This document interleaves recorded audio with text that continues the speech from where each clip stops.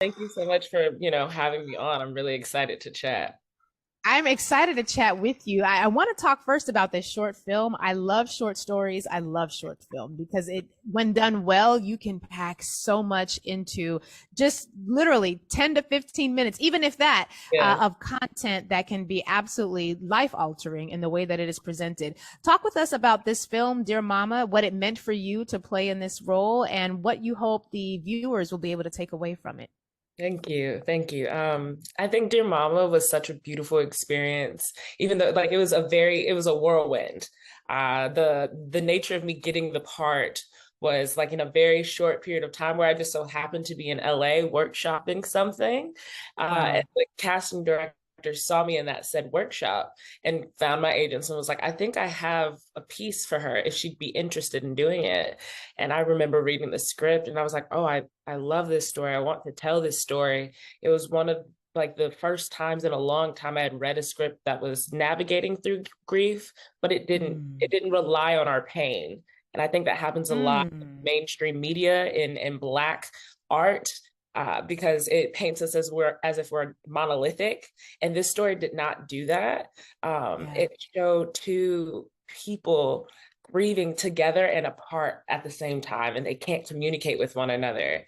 And as a teenager Mm. who like is so in love with this artist and is also grieving the loss of her mother, that's like the last bond they had that all of a sudden is broken and changed forever when Tupac dies. um Yeah.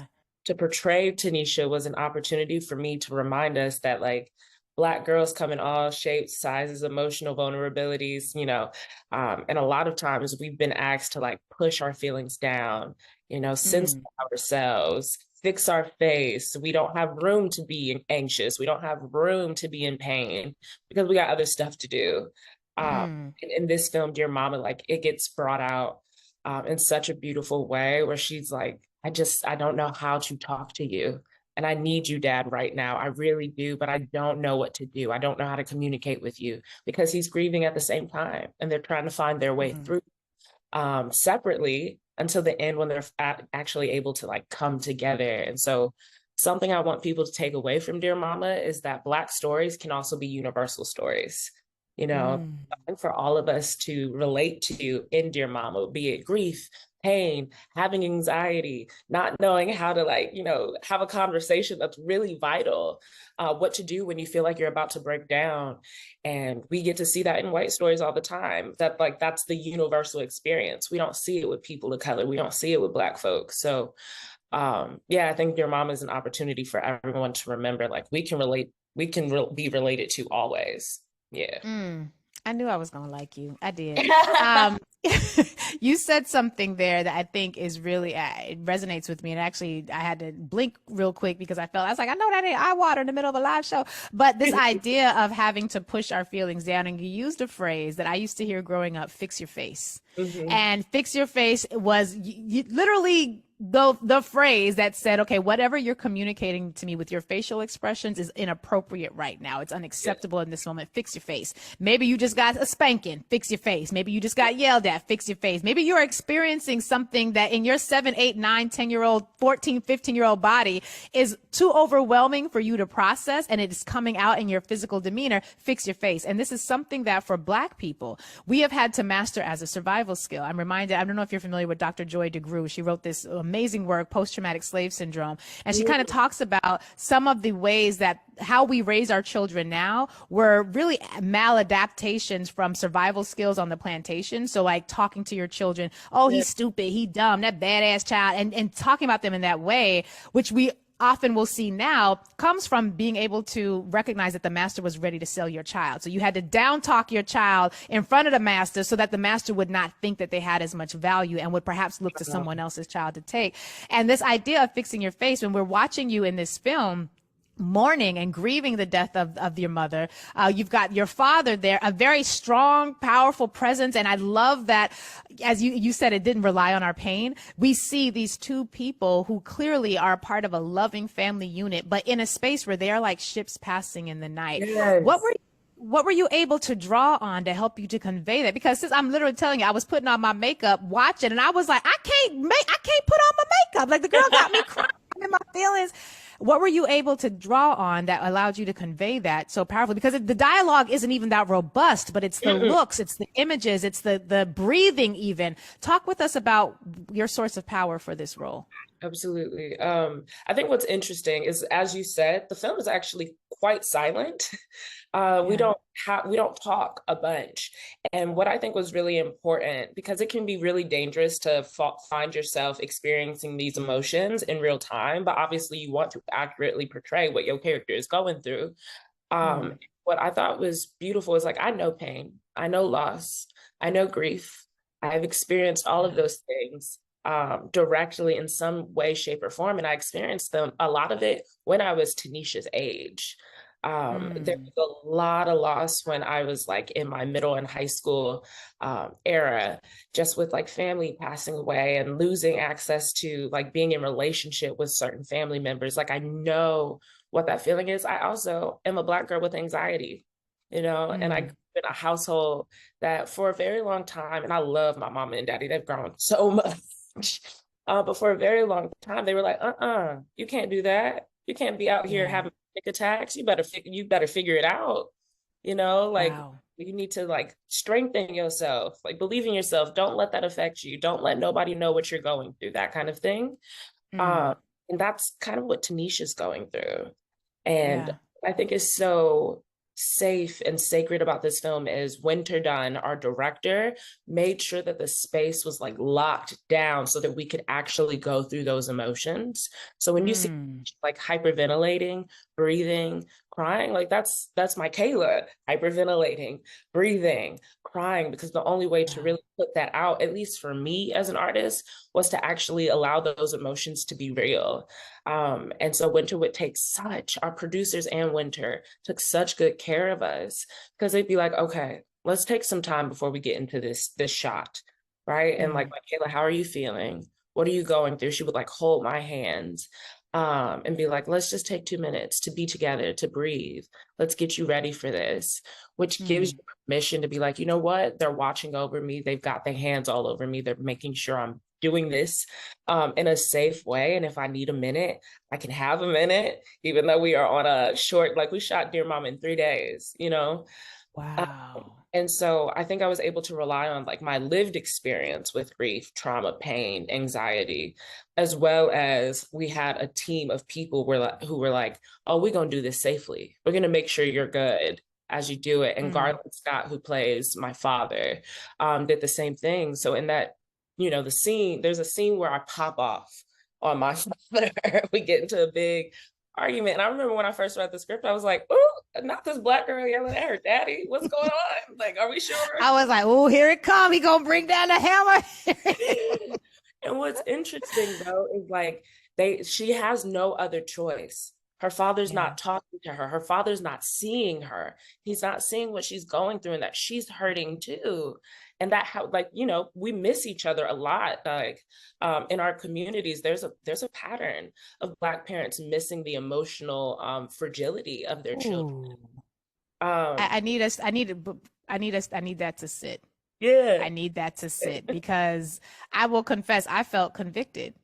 Right. Mm, And even before you said that, as I'm watching the film and I'm realizing I'm having this emotional reaction and I'm wondering to myself, how have I shown up for my children in ways that missed their emotional cues, that mm. missed what they were going through? And, I like I said, I grew up in a fix your face kind of household. And I remember my oldest one, telling me something along the lines of, but my face isn't talking. He was trying to say, like, mommy, I'm not using my words to talk back. Like, at least let me have, am I supposed to have nowhere for these emotions to go? And I think that within our communities in particular, and this is also universal because I think this is also a generational thing. This is a cultural thing, but within the way it shows up within Black communities is that we can be so desensitized to our own emotional needs. And we are so used to living and existing in trauma that when we are confronted with these young people who have not been as hardened as we have, perhaps, God bless them, and may they never be. But when they're reflecting to us vulnerabilities that we have no longer allowed ourselves to engage in, it can cause these sort of conflicts, and it can feel disrespectful, but it's not disrespectful. It's the child having a human reaction in a 7-year-old body and a 14-year-old body that they may not be able to process. And I'm wondering if you think that there are ways that we should be, as a result of your experiences, both as a child navigating some of the difficulties you went through, playing this role, are there ways that you think elders in the community could be more keyed into what's happening with the children right in front of them, many of whom are perishing emotionally, literally as they're under our eye? I think something that I've noticed, at least in my family, the older I get, is the idea of listening to each other. For a lot of, and I'm not going to say like just the whole of the Black community, but like varying Black communities, because we all come from different places. We all have different things that we believe in. Like I said, we're not monolithic. But there's a cultural presence where like, if you are the child, you are the child for the rest of your life, no matter how old you are. What your parents say goes, and like, you know, respect the fact that they are your elder. And I think the idea of elders listening to the youth is scary, because it's like, well, they know it, like they know it all. They've lived the life, like they know what's best. They hold all of the wisdom and stuff. But I think if we all start listening to each other and not like, okay, and that you got to say what you got to say, like, let's put this to the side. It's like, no, listen to what they're going through. And maybe there's a shift that you can make in order to honor and acknowledge, even if it's just acknowledging what that person is feeling and going through. And I've seen the cultural shift, right? We can see it socially, we can see it culturally, where all of a sudden folks are like, okay, maybe we need to listen to the kids, you know, like, maybe you are onto something. Maybe my way isn't the only way through. Maybe what I expect of you is something you don't have the capacity for right now. How can we figure our way through this? And so I think that's something that Dear Mama taught me, you know, to be honest, is you see Tanisha's father listen to her after she's like, bro, I'm breaking here. I don't know what to do. My mama is gone and I can't get you to talk to me. I'm looking for a way out. I don't know what I can do. And until it all kind of just bubbles out and, like, you know, kind of like a word vomit of, this is what's happening, Dad. You don't see me right now. You're not thinking about me. You're trying to make sure you survive. And by doing that, you're trying to make sure I'm good, but you're not thinking about what I need, what I desire, what I'm hoping for, how this is breaking me. And so he does listen by the end of the film, and he sees his daughter and it's like, oh shoot, she has real human emotion, feelings as well. That's right. Like, who knew this whole human being had a real own perspective? I love that moment. And what I grabbed from it was that humility is also a very important part of parenting, right? Of being in family relationship, humility, and recognizing that I don't have all the answers, and that's okay. And I need to see that all of us have something that we can contribute to the solutions that we need, be they from a 7-year-old, a 15-year-old, or a 58-year-old, so on and so forth. I want to talk just a little bit about some of the activism that you've been engaged in, because your film, I mean, and again, you all can see the film. I believe it's available now on the New Yorker. They can go see this on YouTube. And Shayla, I'd like us to tweet this out so people can get a chance to look at it. It's amazing, and I would really encourage you all to take a look. And it's a short film, so you're not going to need a whole lot of time, but I should say you're not going to need a whole lot of time to view it. You may need a whole lot of time to process your emotions. So let me just put that caveat out there. But let's talk about the Broadway Advocacy Coalition. What is the work of this coalition, and how did you get involved with this? So the Broadway Advocacy Coalition is essentially, it was started in 2016 when there was a huge outburst of people saying like, oh, Broadway for this, Broadway for that, Broadway for this, Broadway for that. And Amber Iman, who is one of the co-founders of the organization, was like, where's Broadway for Black Lives? Like, hello, we got Broadway for Shark Week, we got Broadway for Trader Joe's, we got Broadway for everything but Black folks.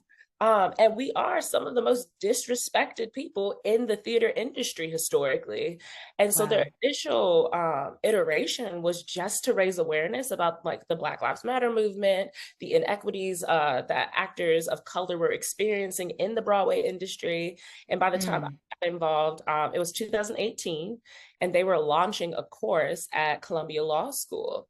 And the Broadway Advocacy Coalition started transitioning itself to working with systems of oppression and racism beyond the theater community. They wanted to get involved Mm. with mass incarceration and parole parity, education inequities. There were all these issues in New York, basically, where we were Yeah. like, oh, we're all transplants here for the most part. Not a lot of us in this industry are from here. How can we make sure we're involved in the community that we are steadily gentrifying just by our presence? That Mm. we're steadily commercializing all of these communities, but we're not figuring out what they need. And we have all of this Wow. shit that we're all going through in Yeah. the country. I mean, 2016 was a wild year, if we recall. Yeah. The Uh, beginning of a wild era, yeah, some might say. yes. And so they decided to launch a course called the Theater of Change in partnership with Columbia Law School as a means Ah. artists, advocates, community leaders, formerly incarcerated individuals, law and policy experts, and lawyers into one space where we could bring art and advocacy together, and kind of build Wow. pieces to help influence policy change based off of the lived experiences of those community leaders or people who are being directly impacted by systems of racism and oppression. And so I, Mm. was fresh out of college. And I had done a lot of advocacy work on accident in college just because of the nature of when I was in school. And I was in Yeah. school in Richmond, Virginia, the heart of the Confederacy, down the street from the Whew. D.C. And I was like, let me see. I don't know for sure if I qualify to be an artist in resident for them because I wasn't on Broadway. I was like a off Broadway regional theater actor. I was like, I'm not famous. Like maybe I won't get it. I sent them a proposal Mm. that I had done for a grant to direct the world premiere of a play called Turn Me Loose, The Unghosting of Medgar Evers, that I used as, yes, that I used as my Wow. senior thesis project to basically acknowledge the theater department from my alma mater's um, history of racism and discrimination. And I Mm. decided I wanted to direct a show not associated with the school, and pay all of the actors, bring in a young artist to do an art installation about forgotten Black leaders and icons, and raise What? money for the local Black Lives Matter chapter. And so I sent that over to BAC, and I was like, is this art and advocacy? I don't know. I'm not sure. Let's see what happens. Because if they'd have said no, I'm fighting somebody. I'm just gonna put it out there right now. And they That's did. amazing. They did. They brought me Wow. over, and I've been with BAC ever since. I've helped teach. I actually ended up helping teach the course and facilitating and working on our methodology for the Theater of Change. And we won a Tony Award for our work on Broadway for Black Lives Matter again. What? Yeah, and so it's been crazy to see the amount of work and effort we've put in beyond the theater community, right? Mm. Just to like work with folks who are directly impacted by all of this perpetual violence that's committed by our society, because this whole nation was founded on the notion of white supremacy, right? It's Yeah. in all of us. And so it's like, how the fuck can we change? Excuse me, my bad. It's serious. It's okay. But how can we change policy for real, for real? How Yeah. can we make Yeah. sure that the folks who are directly impacted by this are heard? Do I need Mm. to go to, like, we've gone to protest at the governor's birthday to be like, yo, happy birthday to you, but where's all of this funding going for all of these public schools? What are Mm. we doing to help the folks that are stuck at Rikers because they can't afford the bond to get them out? Right. How are Right. we preventing and being proactive about the violence that's being perpetuated against Black and Brown communities? And so, yeah, we have a lot of programming that's just centered around that. It's like, what do we do? What can we actively change? How can we take action? How can we reimagine justice and pursue abolition? Because none of us are free until we all are free, you know? So I've that's kind said of it what the work once, but of I BAC. knew I Yeah. was gonna like you. I knew it. It just something in my spirit told me this is gonna be a good sister to talk to.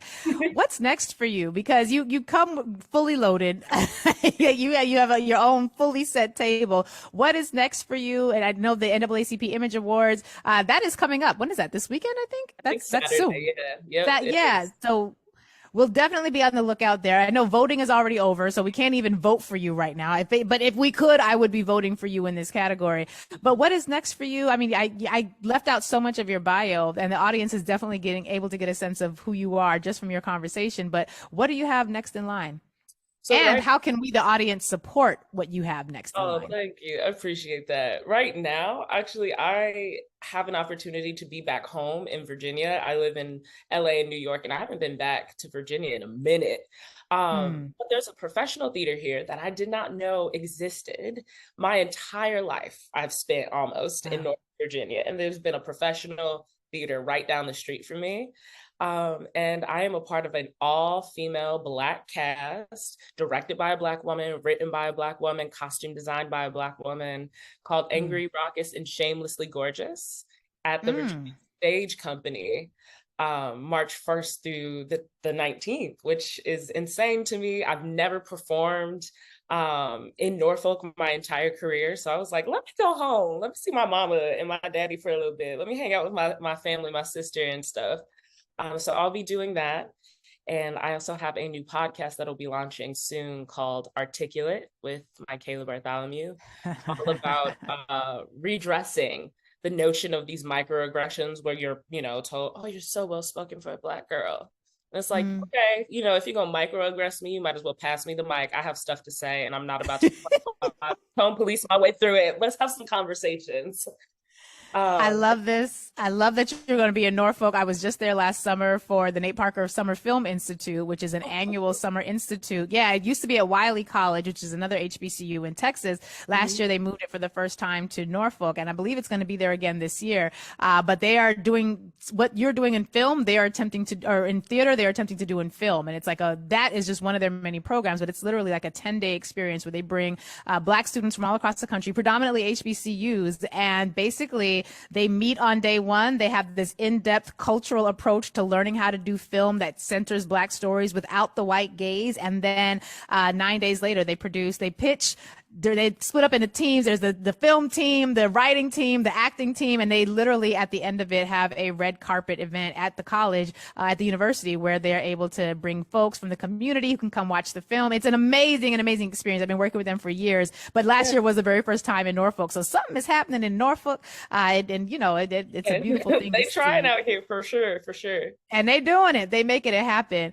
Yes. How can we follow you? I really like you. I think you're going amazing places. I want y'all to remember this sister's name. Watch this film, Dear Mama, and you will be in your feels, particularly those of us who were alive during the Tupac era. It will put you in your feelings in a whole host of reasons. How do we follow you, sis? You're going places. I want to make sure people know and connect with you early.